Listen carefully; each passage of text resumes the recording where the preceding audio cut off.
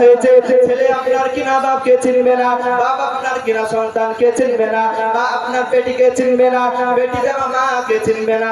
ওই রকম ভাবে ওই যে কাল কিয়ামতের ময়দানে মানুষ যখন নাফসি নাফসি করে দৌড়াতে থাকবে, নাফসি নাফসি করে ছুটাতে থাকবে, একে অপর মানুষ মানুষকে আপনার পরিচয় দিবে না, আর মানুষ মানুষকে যেন আপনার চেনা পরিচয় দিবে না। নবী আমার সাহাবাদের সম্মুখে এই কথাগুলি আপনার কিনা বক্তব্য করে বলতেছেন, সাহাবাদের চোখ দিয়ে যেন টপ টপ টপ টপ করে পানি পড়তে লেগেছেন। নবী বলতেছেন, সাহাবারা, এই আমার সাহাবারা, তোমরা এরকম করে কান্না করো না, এরকম করে কাঁদিও না। ওই যে আল্লাহ রাব্বুল আলামিন ওই হাসরের ময়দানে 7 প্রকারের ব্যক্তিকে আমার আল্লাহ রাব্বুল আলামিন ওই আরশে আজিমের নিচে জায়গা দিবে। তাদেরকে আপনার কিনা রোদেন তিরান্দাজ লাগবে না, তাদেরকে আপনার কিনা নাফসি নাফসি করে ছুটতে হবে না, তাদেরকে আপনার কিনা কোনো টেনশন করতে হবে না। তাদের মধ্যে নবী আমার বলতেছেন, সাহাবারা কান খুলে শুনে নাও, তোমরা শুনে রেখে দাও, শুনে রেখে দাও। ওই যে কাল কিয়ামতের ময়দানে যাদেরকে আল্লাহ রাব্বুল আলামিন 7 প্রকারের ব্যক্তিকে ওই আরশে আজিমের ছায়ার নিচে জায়গা দিবে, তাদের মধ্যে 1 নম্বর কারা হবে? নবী আমার বলতেছেন, জাস্টরোলার ইমামুল আদিল, যারা ন্যায় দেশের শাসক হবে, যারা আপনার কিনা দুনিয়াতে নেতাগিরি করবে, আপনার কিনা জনগণের কল্যাণ করবে, জনগণকে ভালোবাসবে, জনগণের কোনো কষ্ট দেবে না, জনগণকে আপনার যেন কোনো কষ্ট দেবে না, রাস্তার টাকা মেরে খাবে না, বেকার ভাতারের টাকা মেরে খাবে না, জনগণকে কোনো কষ্ট দেবে না। ওই নেতার আপনার কিনা চরিত্র যদি আমার রাসূলুল্লাহ সুন্নাত মোতাবেক হয়, ওই নেতার জায়গাটা আমার আল্লাহ রাব্বুল আলামিন কাল হাসরের ময়দানে আরশে আজিমের নিচে করে দেবে। জোরে বলি সুবহানাল্লাহ, সুবহানাল্লাহ, সুবহানাল্লাহ। মুসলমান, ওই যে কাল কিয়ামতের ময়দানে হাসরের ময়দানে আমার আল্লাহ রাব্বুল আলামিন 7 প্রকারের ব্যক্তিকে ওই আরশে আজিমের ছায়ার নিচে জায়গা দিবেন।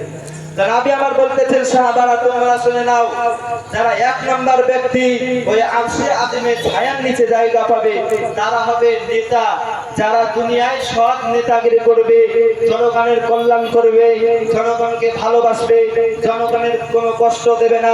ওই নেতা যদি আমার রাসূলুল্লাহ সুন্নাত মোতাবেক হয়, ওই নেতার জায়গাটা আমার আল্লাহ রাব্বুল আলামিন কাল হাসরের ময়দানে আরশে আজিমের নিচে করে দেবে।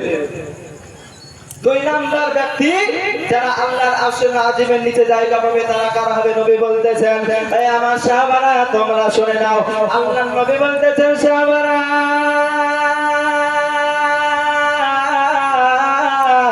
ওই যে কাল কিয়ামতের ময়দানে যারা 2 নাম্বার ব্যক্তি আল্লাহর আরশে আজিমের নিচে জায়গা পাবে, তারা কারা হবে?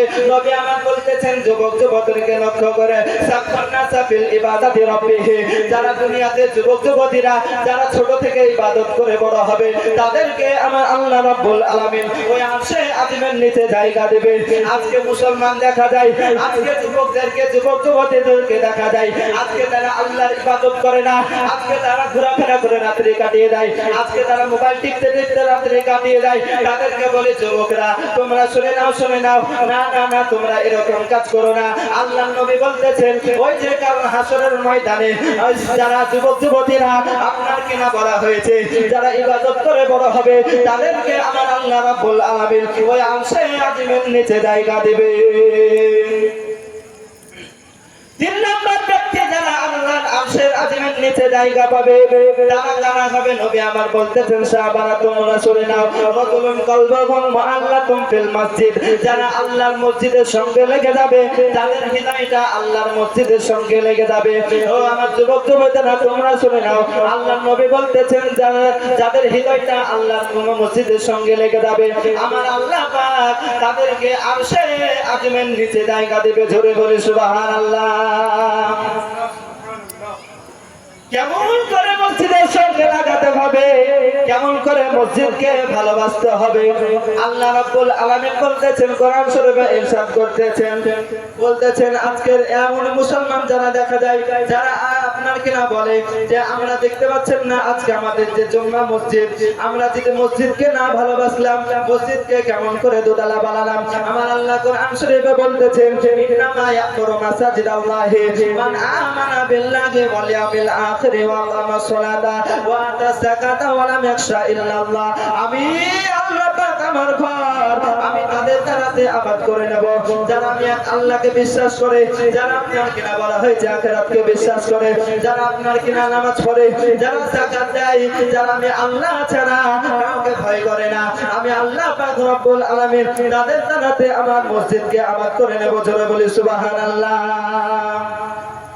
মুসলমান আজকে দেখা যায় আমরা আল্লাহর মসজিদকে এমন করে ভালোবাসি, মসজিদকে আমরা এমন মহব্বত করি যে আমরা আজকে নামাজ পড়তে যাই না।